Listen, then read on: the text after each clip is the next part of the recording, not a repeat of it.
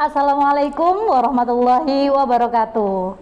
Selamat pagi ayah dan bunda. Berjumpa lagi dengan channel YouTube Edukasi Pendidikan Kesehatan yang diadakan RSNU Tuban bekerjasama dengan Al-Uswah.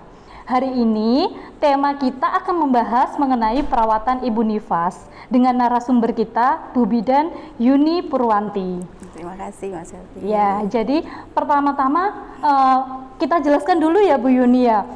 Ibu nifas itu apa sih pengertiannya? Apa sih bedanya dengan ibu hamil, dengan ibu menyusui kayak gitu? Silahkan Bu Yuni. Baik Pak Selvi, Assalamualaikum warahmatullahi wabarakatuh. Waalaikumsalam warahmatullahi wabarakatuh. Saya ucapkan terima kasih kepada Rumah Sakit NU, Al-Uswah dan juga ayah bunda sekalian yang menyaksikan acara pada hari ini.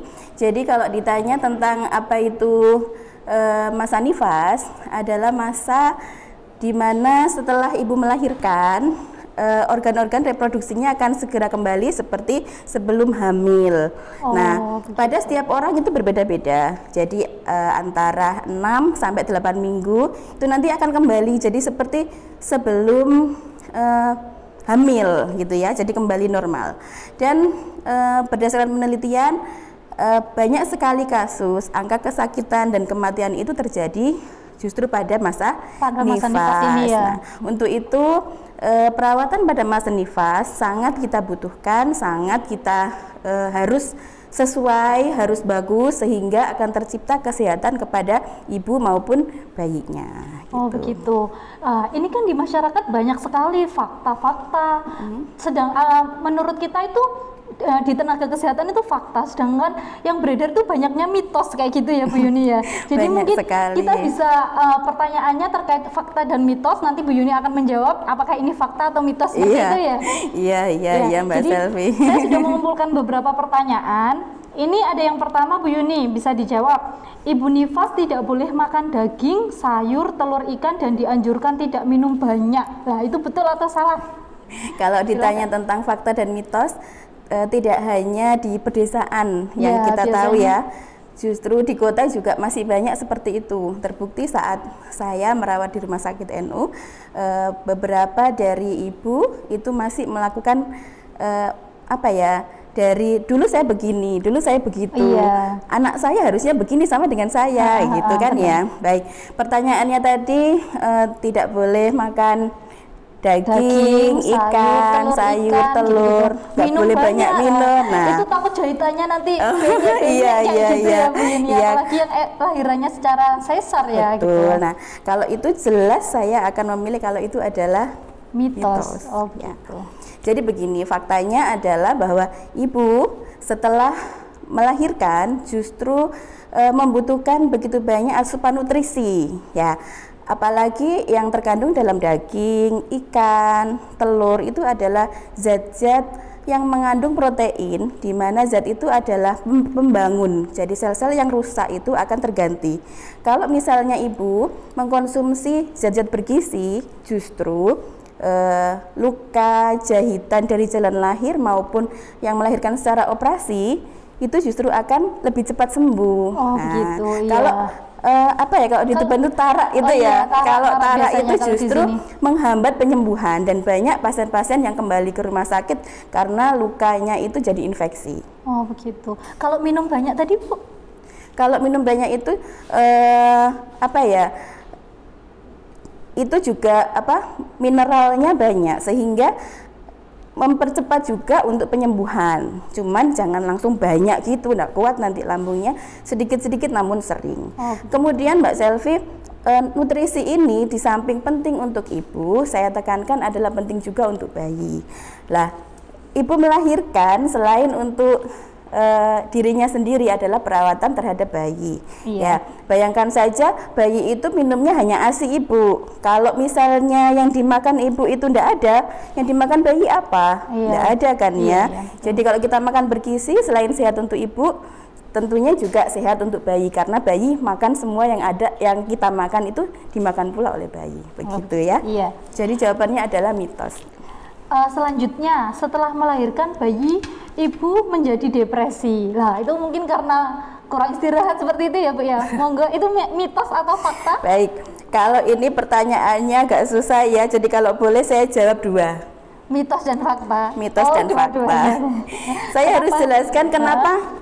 Jadi gini, kalau pertanyaannya depresi, saya akan milih kalau itu mitos. Tapi kalau pertanyaannya adalah ada perubahan apa namanya, penerimaan gitu ya, psikologisnya, itu stres, itu mungkin akan saya bilang fakta. Karena penjelasannya begini, ibu-ibu setelah melahirkan, apalagi melahirkan untuk yang pertama kali, itu biasanya adalah pengalaman yang baru. Jadi perubahan suasana hati begitu ya.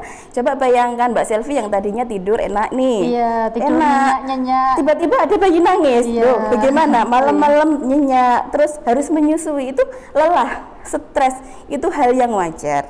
Namun demikian sering saya sarankan ke pasien-pasien, kenalilah bayimu dengan baik, adaptasilah, karena tidak ada seorang ibu, tidak ada seseorang yang bisa memahami bayinya kecuali ibu itu sendiri.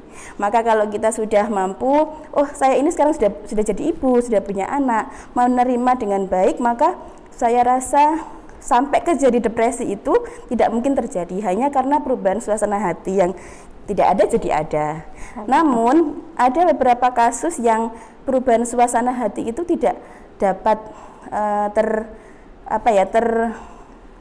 dengan baik diterima dengan baik gitu ya. Akhirnya timbullah depresi. Makanya tadi antara fakta dan mitos. Nah, bagaimana supaya tidak terjadi dalam depresi? Kalau sudah depresi itu tidak mau pegang bayi, terus menangis terus tiap hari, kok saya jadi begini, itu kan yang tidak boleh. Karena itu Bapak Ibu saya sarankan peran dari suami terutama ya, dan juga orang tua yang mendampingi ibu saat setelah melahirkan itu sangat dibutuhkan. Support sistemnya yang pertama ya keluarga, support itu ya. Jadi jangan kok gini kok gitu, malah justru ditambahi hal-hal yang tidak bagus itu ya. Oh iya saya bantu, atau mungkin suami iya dibantuin lah, malam-malam ditemenin gitu, itu yang membantu gitu Mbak Selvi. Pertanyaan selanjutnya, apakah tidak boleh mandi dalam jangka waktu tertentu? Biasanya pasien sesar tidak boleh banyak gerak, terus pakai stagingnya gimana, kayak gitu Bu Yuni? Kalau itu lagi jawabannya adalah mitos dan fakta. Dua. Mitos dan fakta. Jadi memang gini, antara mitos dan fakta itu yang berkembang memang sesuatu yang sering terjadi di masyarakat, namun kadang-kadang penjelasannya tidak sedetail itu, sehingga hanya menyimpulkan satu saja tanpa tahu alasannya begitu ya. Kalau mandi itu hal yang penting. Kalau lahiran normal oke. Besoknya setelah lahir langsung mandi, itu nyaman. Kalau nyaman kita sehat. Terus membersihkan daerah jalan lahir itu adalah mengurangi infeksi gitu ya. Itu boleh. Tapi kalau sesar biasanya tidak boleh kena air dulu di luka jahitannya. Namun sekarang jangan khawatir, sekarang itu ada plester anti air. Nah itu bisa sebagai solusi supaya ibu tetap bisa mandi tanpa harus airnya itu kena luka jahitan. Kemudian untuk banyak gerak ini justru kita sarankan ya, kalau habis operasi besoknya gitu sudah saya sarankan, ayo Bu miring kanan, miring kiri, itu supaya peredaran darah lancar, sehingga yang tadinya otot kaku, yang tadinya jahitan itu sakit, jadi nggak sakit. Cuman yang tidak boleh adalah pergerakan yang terlalu berat. Contoh, masa habis lahiran terus kita lari-lari olahraganya, lah itu yang nggak boleh. Angkat barbel, atau sekarang melahirkan besok mencucinya 1 bak gitu, lah itu yang tidak disarankan ya. Kemudian apa tadi, pakai stagen. Nah stagen ini banyak sekali masyarakat kita yang masih memakai stagen, kemudian yang sampai diikat kenceng gitu ya. Iya, biasanya sama tiang gitu, jadi orang yang muter-muter gitu ya. Betul. Nah, sejauh ini belum ada penelitian yang membuktikan bahwa pakai stagen itu membuat badan langsung-langsing, tidak. Justru kalau terlalu erat, sirkulasi darah itu yang dari naik dari jantung ke seluruh tubuh itu tidak efektif. dan biasanya timbul bengkak di kaki itu karena itu terlalu erat. Nah, kemudian untuk bernafas pun susah. Jadi ibu nifas tidak semakin nyaman, justru malah semakin terkekang, gitu ya. Jadi dihindari yang terlalu erat. Sudah nggak boleh minum banyak, nggak boleh gerak, makanya gitu. Gimana nggak stres ya Bu Yuni ya? Terus untuk terakhir biasanya minum jamu ini agar segera pulih dan tidak gemuk, gitu. Sama yang terakhir Bu Yuni sekaligus dijawab, apakah tidak boleh melakukan hubungan intim selama 3 bulan? Itu yang banyak pertanyaannya. Baik, kalau minum jamu jawabannya jelas mitos ya. Kalau minum jamu ini saya menangkapnya adalah jamu yang dijual bebas, yang bukan dari dokter ya. Biasanya supaya langsing, supaya cepat pulih. Nah, Bapak Ibu sekalian perlu diketahui bahwa masa involusi atau masa nifas itu adalah dia akan benar-benar kembali sendiri, tidak perlu dibantu yang aneh-aneh. Kita hanya cukup minum obat-obatan dari dokter untuk mencegah infeksi, untuk keluar ASI-nya supaya lebih lancar, itu yang boleh kita minum. Karena jamu-jamu yang beredar di luar itu tidak tahu kandungannya apa. Lah, beberapa dari kasus yang kita temukan tidak hanya berefek ke bayi, tidak hanya berefek ke ibu, namun bayinya juga, karena bayinya kan ASI ya, minum ASI dari kita. Kalau kita minum jamu tidak terbukti itu kembali ke kita, itu jadi diare dan bahkan kuning gitu ya. Jadi kalau jamu mitos saya tidak sarankan. Kemudian kalau berhubungan pasca melahirkan, berhubungan suami istri itu antara fakta dan mitos. Ya. Dua-duanya lagi. Ya, intinya faktanya adalah berhubungan suami istri aman dilakukan apabila benar-benar involusi itu masa nifasnya sudah selesai. Jadi antara orang berbeda-beda, antara 6 sampai 8 minggu. Yang boleh berhubungan suami istri adalah yang dia sudah benar-benar tidak keluar darah nifasnya. Tuh. Kemudian badannya benar-benar sehat dan sudah siap. Terus jahitannya sudah sembuh dulu. Jangan kalau misalnya jahitannya masih basah terus dipakai berhubungan, itu yang tidak boleh. Nah, yang takut biasanya yang setelah operasi. Kalau setelah operasi itu banyak ibu-ibu yang masih takut. Kalau misalnya antara 6 sampai 8 minggu masih takut melakukan hubungan, bisa konsultasi ke bidan atau dokter yang terdekat gitu ya. Intinya aman selama sudah sehat semua, sudah siap semua alat reproduksinya, begitu. Wah, ternyata banyak sekali yang antusias dengan tema perawatan ibu nifas. Ini ada pertanyaan baru lagi.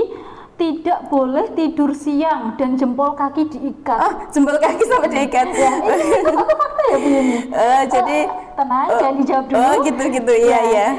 Tunggu di episode selanjutnya. Oke. Ya, itu tadi banyak pertanyaan mengenai fakta atau mitos. Untuk ayah dan bunda, silahkan ajak mertuanya, keluarganya, ibu-ibunya, biar untuk lebih terupdate lagi ilmunya, biar tidak dulu kayak gitu ya. Iya. Ya. Sudah banyak sekali manfaatnya ya Bu Yuni. Terima kasih atas ilmu yang sudah diberikan oleh Bu Yuni Purwanti.